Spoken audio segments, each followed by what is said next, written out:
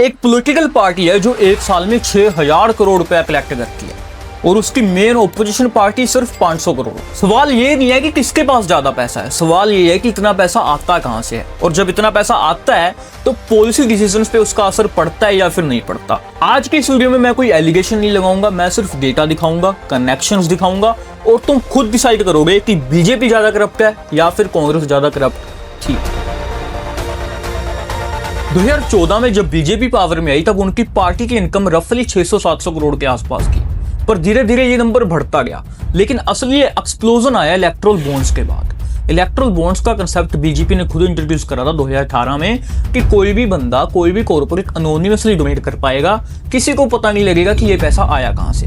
2017-18 में तो बीजेपी की इनकम 1000 करोड़ हुई, फिर 23-24 में 4300 करोड़ और 24-25 के अंदर बीजेपी की डोनेशन 6300 करोड़ क्रॉस कर चुकी। मतलब सिर्फ एक डेकेड में बीजेपी का फंड 5 से 6 गुना हो गया। और तुमको लग रहा है कि ये ग्रोथ इन्फ्लेशन की वजह से है, तो नहीं भाई, ये ग्रोथ आई है पावर की वजह से। जैसे जैसे 2014 में मोदी जी सिर्फ प्रधानमंत्री बने थे, अभी स्टेट्स में इतना कब्जा नहीं हुआ था तो कम डोनेशन आती थी, बट जैसे जैसे सारी स्टेट्स में बीजेपी की पावर आने लगी तो डोनेशन का रेंज भी बढ़ने लग गया। अब बात करते हैं कि ये पैसा आता कहां से है। बीजेपी बोलती है कि ये सब लीगल है। टेक्निकली बताऊं, हाँ भाई लीगल है, लेकिन डेमोक्रेसी में सिर्फ लीगैलिटी नहीं, मोरालिटी भी मैटर करती है। 2024-25 में इलेक्टोरल ट्रस्ट के थ्रू 3800 करोड़ पॉलिटिकल पार्टीज को मिले और उसमें से 80% सिर्फ बीजेपी को मिले। और कहां से मिले वो बताता हूं। टाटा ग्रुप के लिंक ट्रस्ट है, वहां से मिले, जिंदल ग्रुप से मिले, L&T, महिंद्रा, DLF। और एक इंटरेस्टिंग बात ये है कि ये सारी कंपनीज वही हैं जो infrastructure, ports, power, defence, mining जैसे सेक्टर में काम करती हैं। और ये वही सेक्टर है या गवर्नमेंट का अप्रूवल सबसे ज्यादा मैटर करता है। मैं ये नहीं बोल रहा कि कॉर्पोरेट फंड्स ने पैसा दिया और फिर वहां से उनको कॉन्ट्रैक्ट मिले, मैं ये एलिगेशन बिल्कुल नहीं लगा रहा, बट तुम खुद कनेक्शन समझो। जब पैसा और पावर एक ही डायरेक्शन में फ्लो करते हैं तो सवाल उठाना लाजमी है। अब थोड़ा कंपैरिजन कर लेते हैं कि बीजेपी वर्सेस कांग्रेस की एसेट और इनकम में क्या डिफरेंस है। देखो, बीजेपी के टोटल एसेट्स आज के टाइम पे 6000 प्लस करोड़ के आसपास हैं और उनकी एनुअल इनकम भी 6000 करोड़ के आसपास ही है। और कांग्रेस के टोटल एसेट्स हैं 800 से 900 करोड़ के आसपास और उनकी एनुअल इनकम 500 से 600 करोड़ के आसपास।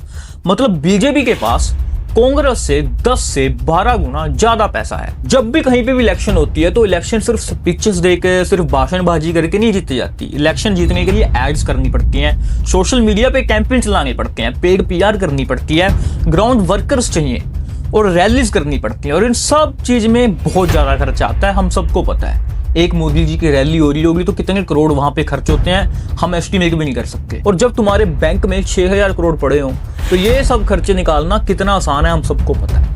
आज के टाइम पे कहीं भी चले जाओ, सबसे ज्यादा होर्डिंग्स तुमको मोदी जी की मिलेंगी, या तो वो गवर्नमेंट की तरफ से होंगी या फिर बीजेपी की तरफ से होंगी। अभी मुंबई में जो BMC इलेक्शन हुए वहां भी बहुत वीडियोस वायरल हो रही हैं कि डायरेक्ट पैसे दिए जा रहे हैं, ये लो भाई 1000, 5000, 10000 और ये लो बीजेपी का पर्चा, बीजेपी को वोट डालना। और एक और केस निकल के आ गए हैं, जब कोई बंदा नोटा दबा रहा है, मतलब नन ऑफ दी अबव, तब भी बीजेपी को वोट जा रही है। अब हम बैक टू टॉपिक आते हैं कि बीजेपी के पास इतना पैसा है तो यहीं से सस्पिशन शुरू होती है कि जब एक गवर्नमेंट पोर्ट्स को प्राइवेटाइज करती है, एयरपोर्ट्स को प्राइवेटाइज करती है, पावर, माइनिंग, इंफ्रा प्रोजेक्ट्स एक लिमिटेड सर्कल को मिलते हैं और वही कंपनी पार्टी की सबसे बड़ी डोनर्स के रूप में सामने आती है, तो लोग नेचुरली पूछते हैं भाई ये कोइंसिडेंस तो नहीं है। यहाँ पे कोई प्रूफ नहीं है कि हम ये डायरेक्ट बोल सकें कि अदानी जी पैसा देते हैं और मोदी जी काम करते हैं, बट ये पैटर्न जरूर है कि डोनेशन सबसे ज्यादा जो बंदा करता है उसको गवर्नमेंट की तरफ से अप्रूवल मिलते हैं, उसके लिए एयरपोर्ट्स को प्राइवेटाइज किया जाता है, उसके लिए पोर्ट्स को प्राइवेटाइज किया जाता है। और जब डेमोक्रेसी में तुमको कोई पैटर्न दिखता है तो उसको इग्नोर नहीं किया जा सकता, उसको ध्यान से देख के ऑब्जर्व करो तो तुम खुद समझ जाओगे कि हाँ भाई यही चीज हो रही है। अगर मैं तुमको यूएस के एग्जांपल लेके समझाऊं, यूएस में कॉर्पोरेट चलता है पूरा, जो भी ट्रम्प काम करता है कॉर्पोरेट्स के कहने पर करता है। और इंडिया में भी धीरे धीरे यही होने वाला है,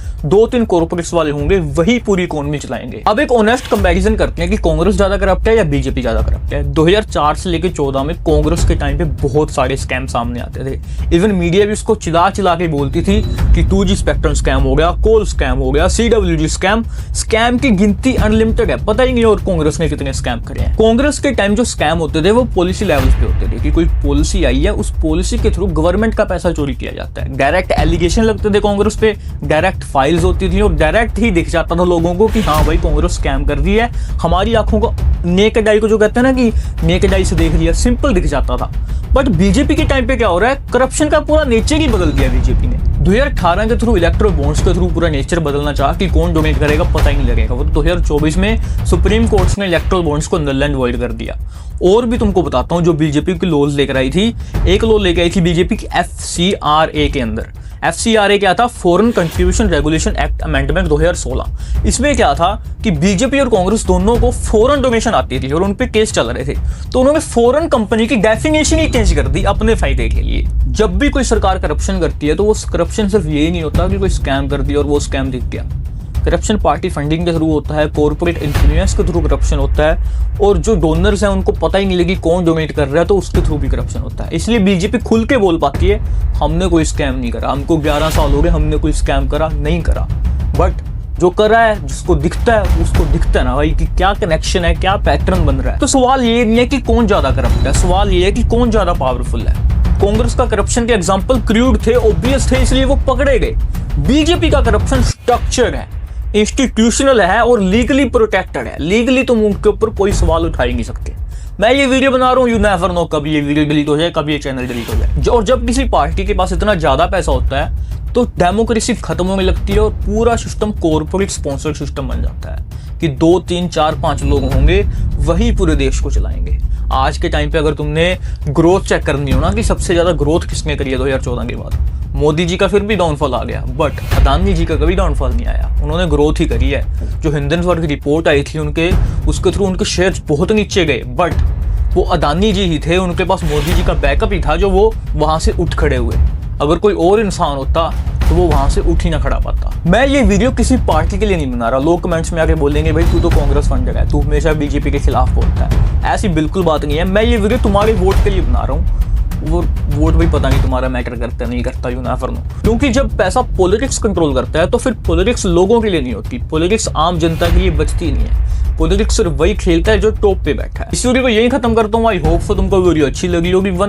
एक छोटी सी रिक्वेस्ट है, पैसा मेरे को कहीं से आ नहीं रहा तो सब्सक्राइब कर दो। कोई स्पॉन्सर पता नहीं मिलेगा नहीं मिलेगा, क्योंकि 2000 सब्सक्राइबर कौन ही स्पॉन्सर देता है, तो सब्सक्राइब कर दो भाई चैनल को। That's very good thing for me कि मेरे सब्सक्राइबर बढ़ जाएं, थोड़ी सी व्यूज़ और अच्छे आने लग जाएं, तो थोड़ा सा क्या पता मोनेटाइजेशन से मैं पैसे कमा लूँ। तो सब्सक्राइब जरूर कर दो भाई।